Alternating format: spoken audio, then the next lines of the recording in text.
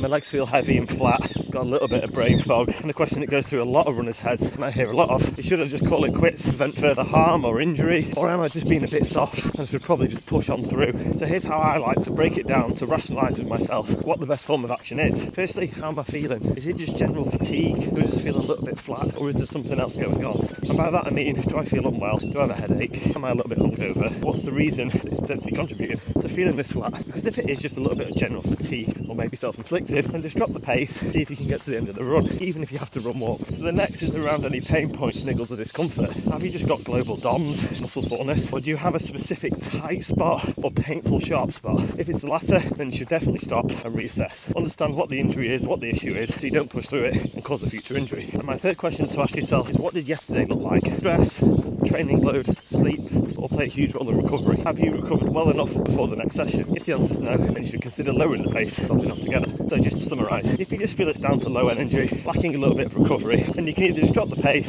maybe just reduce the volume or the distance of the run and get through the session. If you think there's something bigger at work, pain or sensation that's slowly increasing, something systemically wrong, like being unwell, then it's your cue to stop and just give up on the session. And no, giving up isn't being soft, it's about being consistent and just not digging yourself a bigger hole of injury, chronic fatigue and stress. And the reality is, when you go through a training block, it's not every run will feel perfect. So managing your effort today will help your run for tomorrow or the day after. And there's a lot of pride about sticking to a training plan, but this takes your own judgment out of the equation, and some apps are doing this terribly. So train smart, keep it sustainable. Hope that helps.